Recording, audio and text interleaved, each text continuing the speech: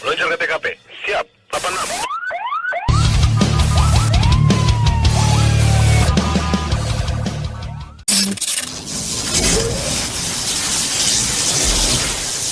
Yo yo yo, hello friends, gimana kabarnya kalian? Semoga sehat ya. Anyway, kalian tahu gak sih artinya siap 86 itu? Penasaran bukan? Yuk, cekidot.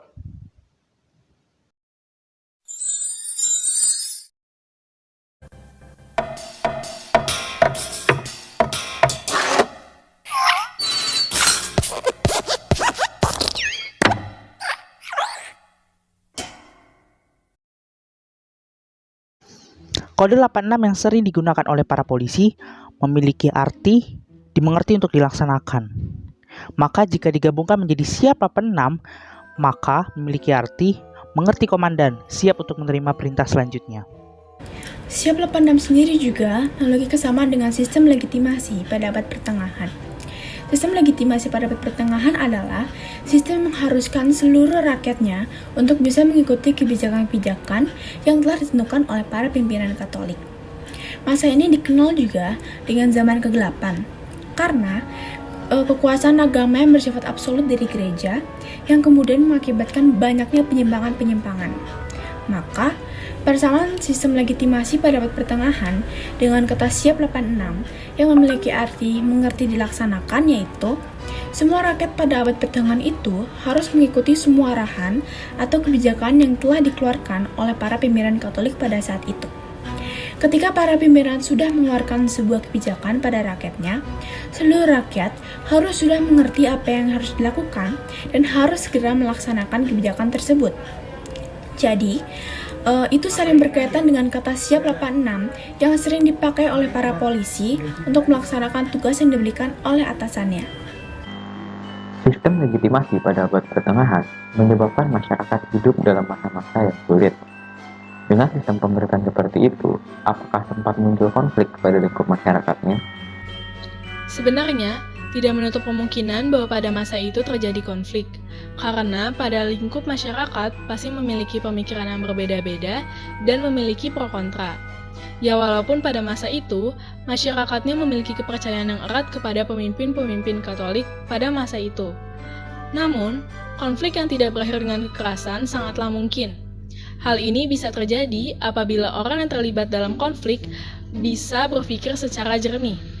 Karena penyelesaian konflik yang berakhir dengan kekerasan tentu tidak akan menyelesaikan konflik tersebut secara cepat, tetapi malah akan memperkeruh suasana atau memperkeruh masalah. Karena kedua belah pihak akan sama-sama mementingkan egonya dan menyerang satu sama lain tanpa memikirkan dampaknya. Dalam masyarakat, diusahakan agar konflik yang terjadi tidak berakhir dengan kekerasan. Oleh karena itu, diperlukan adanya suatu prasyarat, yaitu sebagai berikut.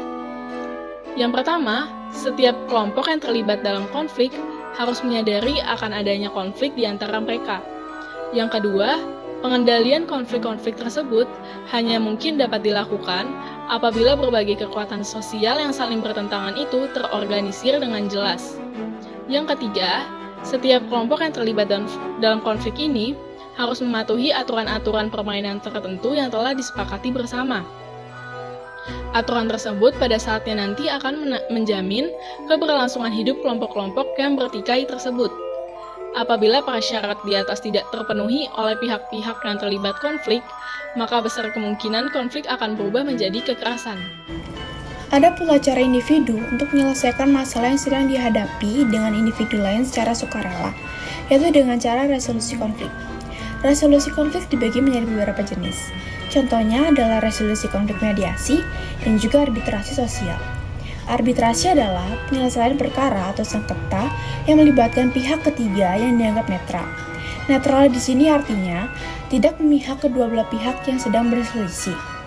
Mediasi adalah salah satu cara menyelesaikan konflik atau yang disebut dengan akomodasi. Dalam prosesnya, mediasi mempertemukan para pihak yang sedang berkonflik dalam rangka menyelesaikan konfliknya. Konflik jika berubah menjadi kekerasan bisa membawa masalah bagi semua orang yang terlibat. Biasanya ada konsekuensi hukum yang menanti di baliknya.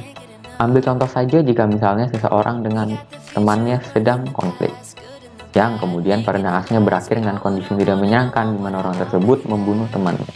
Jika hal tersebut terjadi, maka diperlukan proses hukum. Penegakan hukum sendiri merupakan hal mutlak yang harus diwujudkan. Indonesia merupakan negara hukum.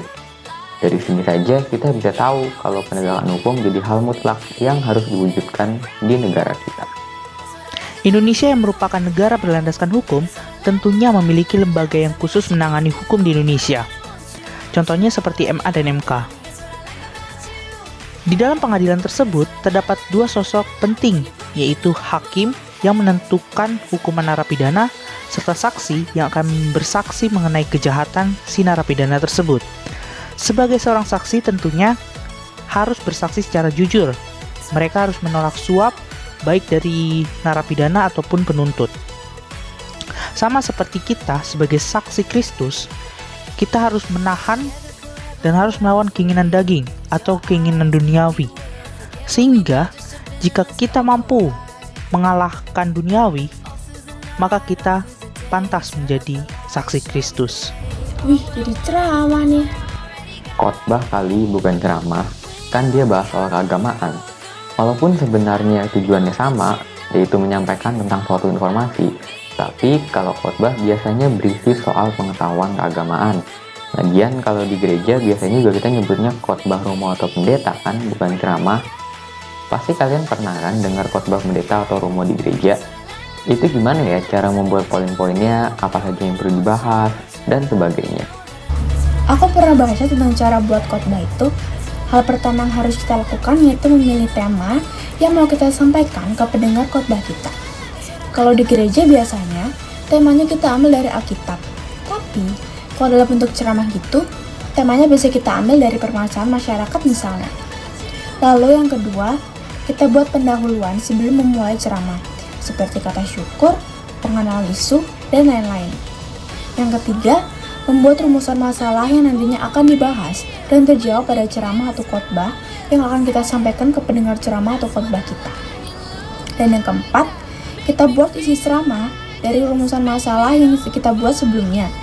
Dan yang terakhir, yaitu yang kelima, kita buat penutup yang berisi ucapan terima kasih dan juga permohonan maaf bila ada kesalahan saat menyampaikan isi ceramah yang telah kita sampaikan. Dan bila khotbah untuk gereja, kita bisa mengakhiri khotbah kita dengan kata amin.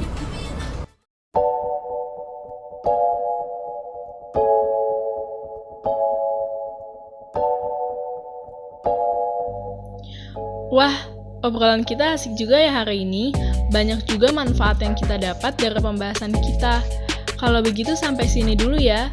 Mohon maaf jika ada salah-salah kata. Dan jika ada kritik dan saran bisa dituliskan di kolom komentar ya friends. Saya Natania. Saya Samuel. Saya Christian. Saya Aprili. Stay safe and until next time.